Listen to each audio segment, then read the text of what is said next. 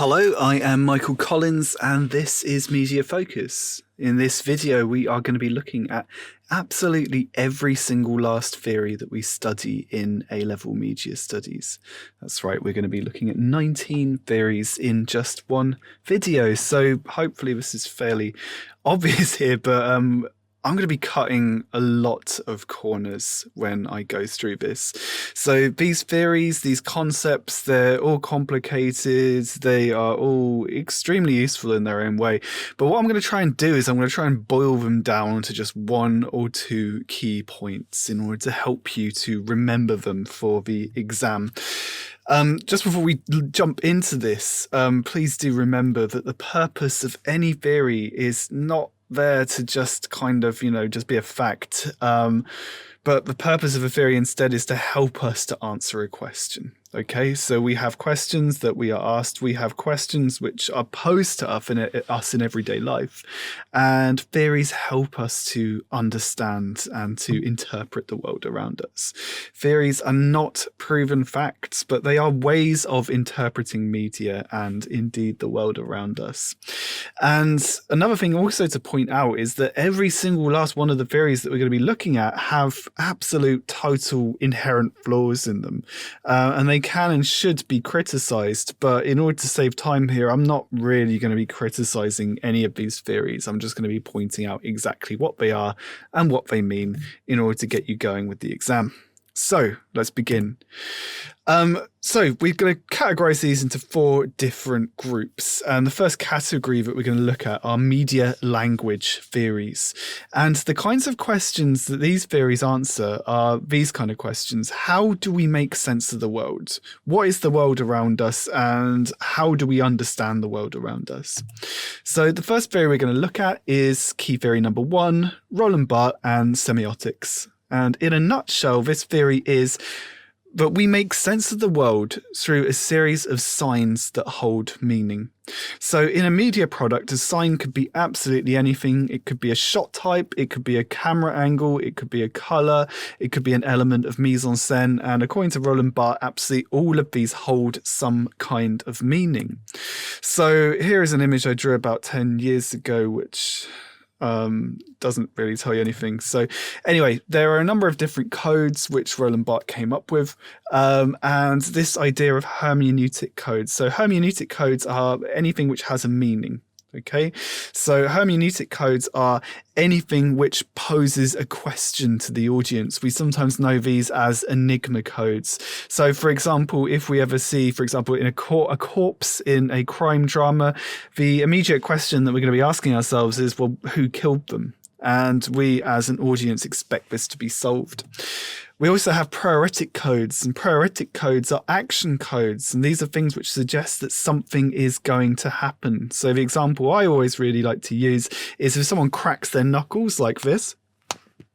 Okay, it wasn't quite as dramatic as I thought it was going to be. This suggests that someone is about to be punched, possibly right in the head. But it needn't be violent. Proeretic codes could be absolutely anything. So, for example, in the Tide advert, where we see the model pursing her lips, this is an example of a proeretic code which suggests that she's about to do something romantic, i.e. kiss the box of soap. Symbolic codes are nice and straightforward. These are anything with a deeper meaning. So the classic media studies example is a red rose. The red rose is symbolic of love, is symbolic of romance. But we also need to consider that these different symbols have different meanings in different contexts. So, for example, in the brothel scene in the TV show Humans, the use of the color red here is used instead to symbolize sex, as well as danger as well. Referential codes, we also know this by the term intertextuality. And referential codes are where one media product makes reference to another media product. And again, thinking of the TV show Humans, it makes numerous references to other sci-fi TV shows and films. For example, the very, very first shot of Anita's eye is a very specific reference to Ridley Scott's 1982 film Blade Runner, which also focuses on androids and the idea of humanity. Roland Barthes wasn't just interested in these ideas of codes, he was also interested in these ideas of myths as well. And a myth essentially is a story that we tell ourselves and helps us to make sense of the world around us. They are very, very closely tied to the notion of meta-narrative as well. So a myth essentially is a way of looking at the world and understanding it. And examples of myths include science, include religion, include marriage, just basically any set of rules that we follow that help us to make sense of the world. Right, that's the longest one. Hopefully all the rest of these should be fairly straightforward. Key theory number 2, narratology, Tzvetan Todorov. And in a nutshell, this is all narratives share a basic structure that involves movement from one state of equilibrium to another. Now, a narrative is a way of telling a story. And according to Todorov, there are essentially infinite ways of telling stories, but really only a few plots or stories. But what's most important here is the way of telling a story. But this kind of doesn't matter because, according to Todorov, all narratives basically move from one state of equilibrium to another. Now, what does this mean? Well, equilibrium is a state of balance. So essentially in a narrative, we have a state of everything being completely fine and then a state of disequilibrium where everything is not completely fine. And then we move back to a state of equilibrium. A really excellent example of this would be on the front cover to the Daily Mirror with this, Theresa May looking depressed and aghast out of the window. And, you know, the notion here is that she has moved from a state of equilibrium to disequilibrium, this kind of state of horror and terror, her own life. And yeah.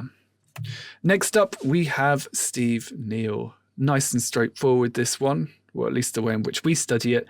Steve Neale, theories around genre. Genre is a type of media product. It's a way of categorizing a media product. And it's very clear that we can just instantly work out what genre something is. So, for example, if we look at the video to Formation by Beyonce, we can tell that this is within the R&B genre, that this has elements of rap and hip hop, that this has elements of bounce music as well, which is a very, very specific genre of music, which is related to New Orleans. For Steve Neale, this is a perfect example of repetition and difference. So the song Formation by Beyonce is pretty much what Beyonce does every time. It's this kind of stop-start R&B. But this time she's got this element of kind of southern bounce music in there as well, which keeps things interesting for the audience. So we repeat certain aspects and then certain aspects will be different every time. Key theory number 4 is Claude Lévi-Strauss and his notion of structuralism. And structuralism is this idea that essentially narratives, stories, the world around us and everything we know about the world is based on certain structures. Nice and straightforward. And the most key kind of concept of this is this idea of binary oppositions, where two things are in direct opposition with one another. And according to Claude Lévi-Strauss, we make sense of the world not through what it is, but through what it is not. So, for example, going back to humans again, how can we tell that Anita is tall and beautiful? Well, she forms a direct binary opposition with Laura, the mother, who is rather shorter and perhaps we could say less hegemonically attractive, which emphasizes Laura as something very, very different. Anita is also East Asian, which creates a binary opposition with the White Hawkins family. And, you know, maybe fairly obviously, she's a robot as well, and the Hawkins family are not. We see binary oppositions throughout everything we look at in media studies. It's also actually absolutely essential for the advertising industry. It's absolutely essential for the newspaper industry. We can see tons and tons of binary oppositions in magazines. This is a really, really good theory to apply pretty much everywhere. Next up, perhaps the most complicated theory in the whole of A-level media studies, so I'll try and keep this brief, is Jean Baudrillard's notion of postmodernism. Now, postmodernism itself needs to be broken down. In a nutshell, postmodernism is this idea of breaking rules and challenging conventions. And probably the most important aspect of media products breaking rules and challenging conventions is the idea of hyperreality. Hyperreality is a representation which is more real than the thing that it is representing. And again, going back to humans, the most kind of classic example, I keep talking about humans, but it's so useful for many of these media language theories. The classic example there is Anita. She is hyperreal. She is better than the thing that she's representing. She is better than human. She is perfect, which is rather creepy. For Jean Baudrillard, we live in a world which is bombarded with images, which makes it absolutely impossible to tell what is real and what is not real.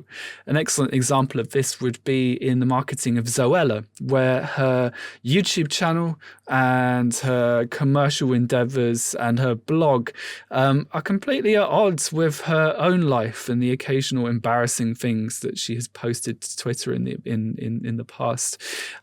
Because we're hit by so many of these wonderful social media accounts and these absolutely perfect representations, another conclusion we can also make is that the virtual world or the simulation is much more interesting and better than our own lives. So that's the one that we tend to fall for. They are all the theories of media language. Next up, we have theories of representation.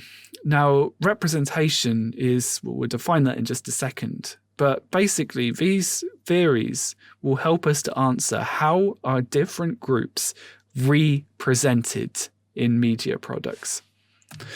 First up, we have Stuart Hall and his theory of representation. First of all, he offers a definition of representation. Well, it's a representation. And that's something which is absolutely essential. Representation is not just showing something. Okay, so when we watch, when we look at an advert, for example, we are not seeing a man or a woman or a vampire or whatever. We are seeing a representation of this concept. And representations are a reconstruction of reality. So maybe this is totally obvious, but media products, they're not real.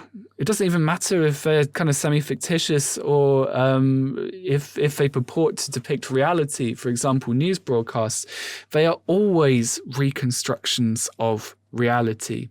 However, Stuart Hall points out that representations can inform reality. So, for example, if we think about news media and if we think about the coverage of Black and minority ethnic youth, we get to this situation where negative stereotypical representations can actually reinforce and cultivate the way in which people behave. And in sociology, we might refer to this as what's the term I'm looking for? I can't remember. Let's move on. So representations are, and this is absolutely essential, constructed through media language. Okay, so whenever, again, it just proves exactly how important media language is to this subject. Shot types, camera angles, color.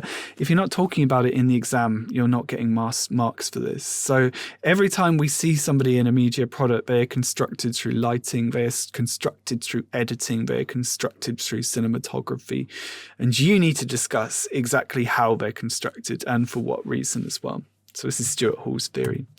Next up, I'll keep this really straightforward. David Gauntlet and his theories of identity. A little bit more complicated than Stuart Hall's. Essentially, audiences can construct their own identity through media products. An excellent example of this may well be the Assassin's Creed franchise, where audiences can purchase merchandise and participate on fan forums as well in order to demonstrate their own identity and their own allegiance to the brand. Next up, feminist theory. Lisbeth van Zunen, the first of two feminist theorists that we look at in A-level media studies. The way in which to think about this one is that men's bodies and women's bodies are encoded in completely different ways in media products. And once more, these representations are constructed through media language. So, for example, I'm trying to think of an example that isn't humans. In Les Revenants, we see characters such as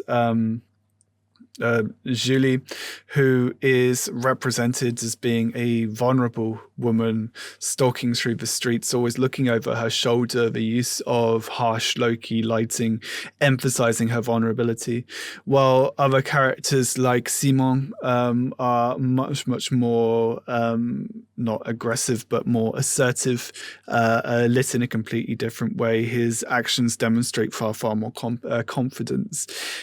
These subtle distinctions between male and female characters are repeated over and over again throughout media products, which emphasizes this idea that men and women are completely different. Van Zienen also goes on to say that women's bodies are used as a spectacle, i.e. something to look at, to sell media products. And again, this is something that we see extensively in the music video industry, as well as the advertising industry, as well as basically every single last media industry that we look at. Next up, another feminist theory, but this one is a little bit different. This is bell hooks. Bell hooks' idea is nice and progressive, and it is also far more optimistic as well.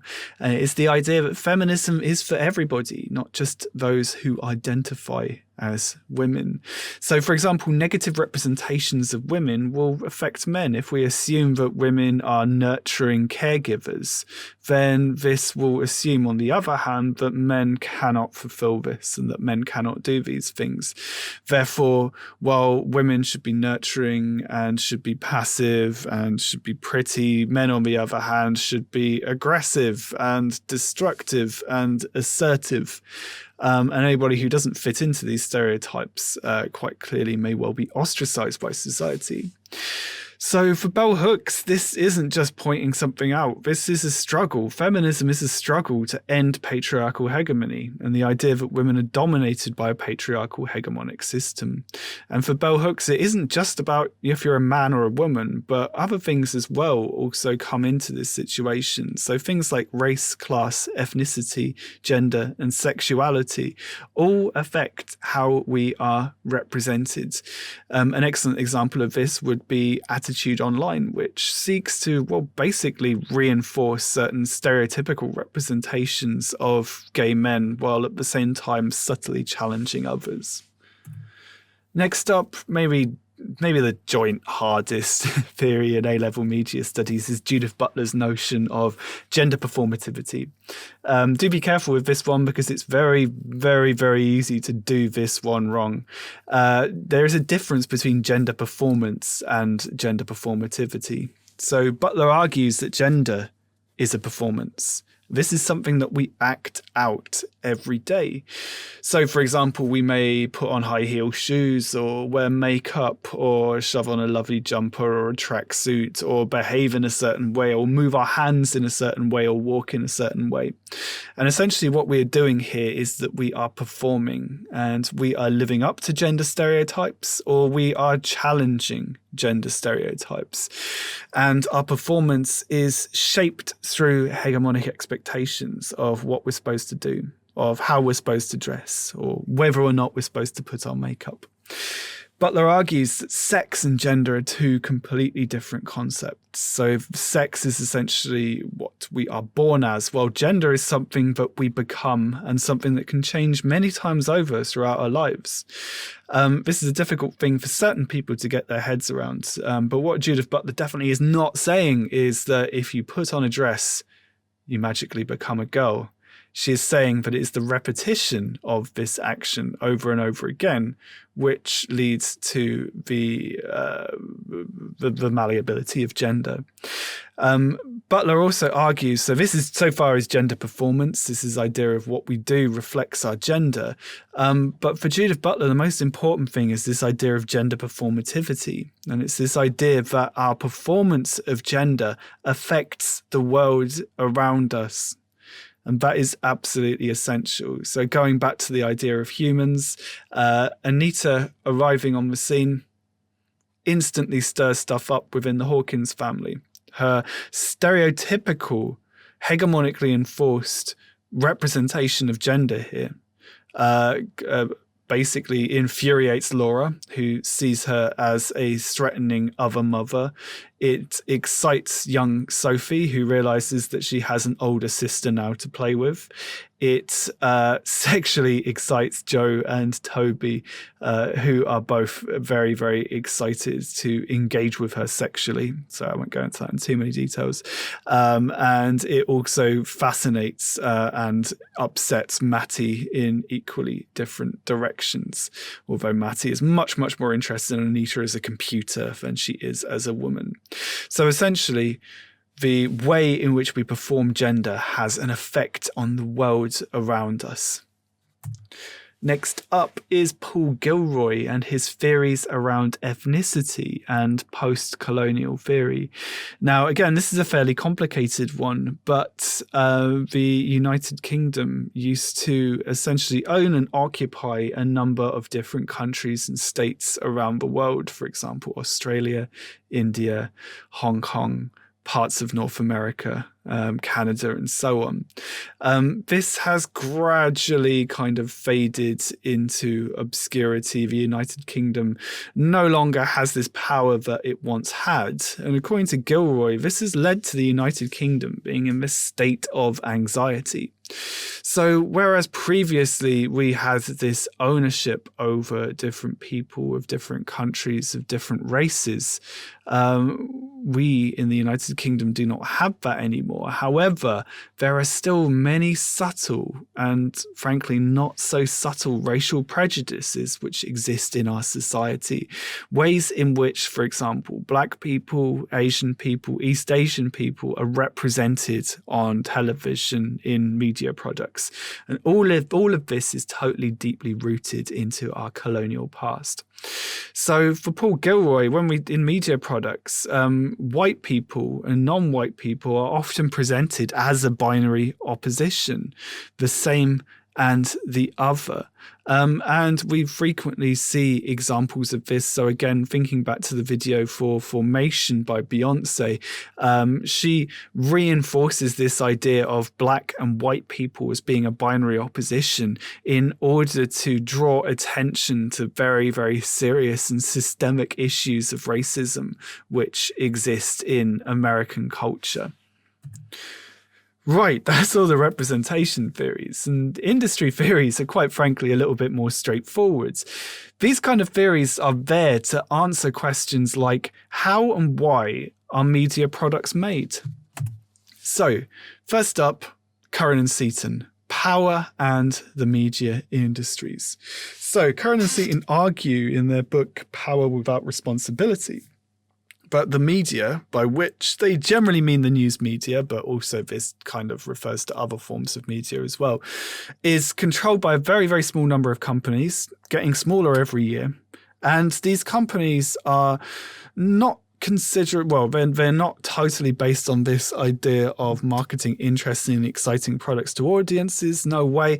They are primarily driven through profit and power, through making money and through competing with other companies. And for Curran and Seaton, this is a big issue because this leads to an inferior and repetitive product.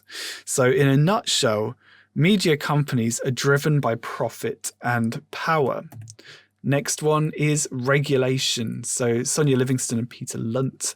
And regulation are the rules and restrictions that media products have to follow. For example, in the film industry, the BBFC sets age certificates. In the advertising industry, the Advertising Standards Agency will set what an advert can and can't do.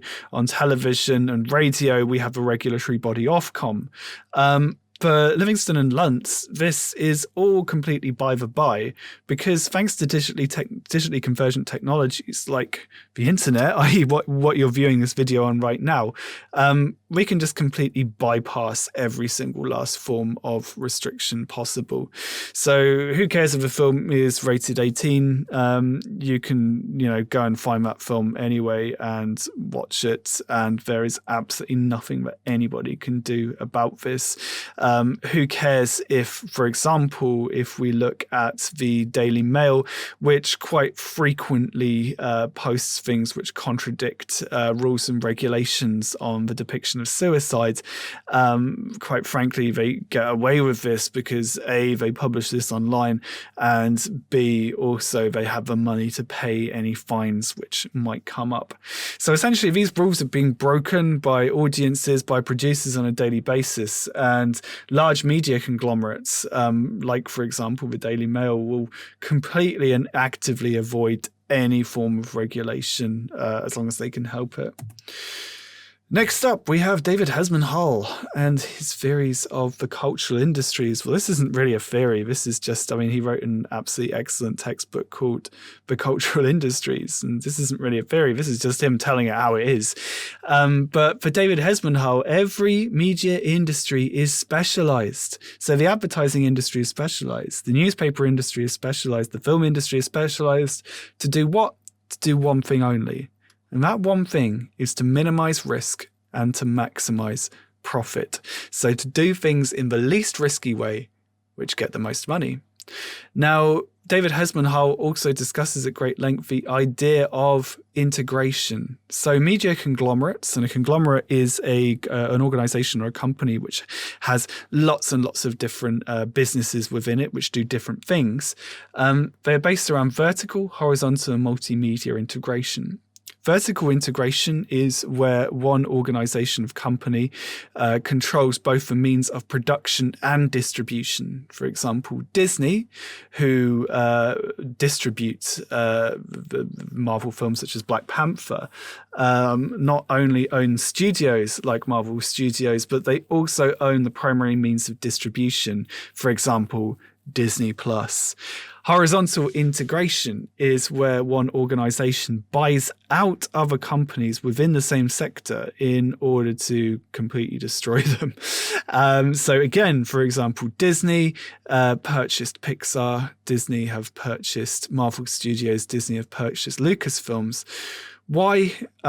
Basically because they were the competition, and now Disney owns the competition, and now the competition is Disney, and basically there's nothing that anyone can do about it.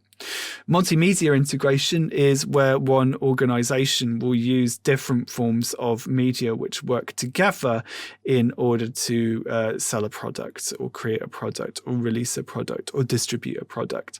So, for example, Disney obtaining a company like LucasArts means that it also has access to their video game franchises as well as their film franchises, and Disney also digitally distributes stuff and physically distribute stuff on DVD, and so this is basically it. Another thing as well is that media producers will do things in order to minimize this risk. For example, including well-known stars, people you know in films. They will franchise, i.e. they will release, if a film is successful, they will make other films within that franchise. And they will also rely on extremely proven genres, for example, superhero films and action films and sci-fi and fantasy are the genres that tend to do best at the cinema.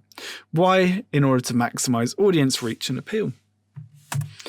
Right, they are all the industry theories. There are not very many of them, but finally we have audience theories. And audience theories are ways in which, these theories of audience purport to answer the question, how can audiences respond to and to use media products? So first of all, we have Albert Bandura and his media effects model, and he argues that we are directly influenced by what we see in media products. This theory is kind of useless. It is extremely basic. He basically experimented on children, and that doesn't really tell us much apart from children are very, very easily influenced by the media. However, this theory is really, really important because, quite frankly, the vast majority of people do believe that if we see something violent, for example, if we play a violent video game such as Assassin's Creed, then we will become violent people.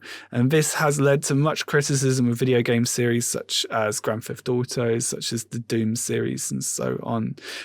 However, in actuality, if you've ever played a violent video game and you've not killed someone, you've kind of disproved this one.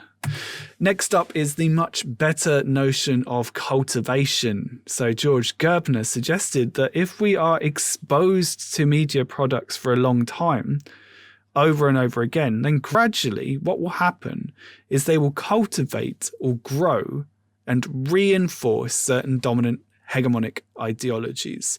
So thinking back of video games, okay, we're not going to play a video game once and go out and kill somebody. However, if we keep playing violent video games, and if we keep watching violent films, and if we keep seeing television shows where problems are solved with violence, then this will cultivate and reinforce the idea that violence is an answer which can be used to solve problems.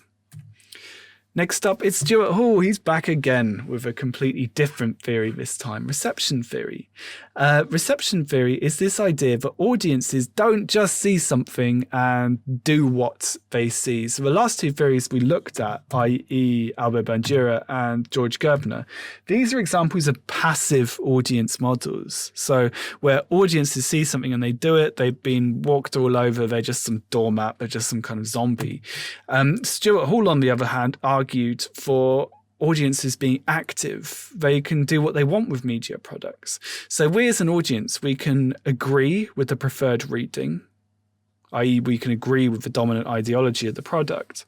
We can disagree with the product and go against what it's all about, or we can negotiate this reading and we can come somewhere in the middle. So preferred, negotiated and oppositional readings of the ideology of the producer. So every media product that we see or read or hear or play will reflect the dominant ideology of the producer. So when you're talking about this one in the exam, you need to point out the dominant ideology of the producer. What is this TV show saying? What is this film saying? What is this music video saying? But the audience are able to take this and able to negotiate or mediate this according to their own lives and experiences. So basically, every audience who views a media product will interpret it in their own way based on their own lives and experiences. And this is called audience negotiation. Penultimate theory, Henry Jenkins and his idea of fandom. Well, Henry Jenkins goes further than Stuart Hall, and he argues that not only do we have audiences, i.e. the people for whom the products are made for, but we also have fans, and fans love media. Fans do stuff with media, and they are invested in media, and they are motivated by media products, and they would do anything for these media products. So, for example, if we think about the example of Zoella, they are able to use Zoella, as it were, in many, many different ways. So they are able to take pleasure in messaging her online. They're able to take pleasure in buying her book. They're able to take pleasure in cooking her recipes, and maybe even learning some makeup and style techniques to take selfies in the same style of Zoella. So this is just one way in which fans can use media products in a completely different way from how general audiences might do this. And fans are also able to use media products in other ways, for example, writing fan fiction, so entire new stories which are related to the original product, but then they've added loads more detail. They've gone off on one. They've added hitherto unseen sexual elements. And Henry Jenkins refers to this as textual poaching. So poaching as in the idea of stealing something. So they have taken something from the media product and used it to their own advantage in the way in which the producer might not have actually considered in the first place. And finally, we have Clay Shirky and his end of audience theory. And this one is the most extreme of all. This is the idea that audiences are no longer passive, they're not even just active anymore. They actually make media products. They are able to interact with and to create media products in a variety of different ways. So for Clay Shirky, this idea of audience is kind of complete nonsense now, because audiences can just make media products instead. They, by interacting with media products, are taking on the role of producer. So audiences can use digitally convergent media to create media. They can use social media to comment on and to critique a TV program and to write about it and to make a YouTube video slagging it off or whatever. And they can then use this essentially to completely destroy the line between audience and producer. And so, yeah, according to Clay Shirky, these ideas of audience and producer are now pretty much irrelevant. So there we go. 19 key theorists gone through in probably the quickest I ever have done ever. And hopefully this has given you some indication about how you can use these theories in a simple and straightforward way in the exam.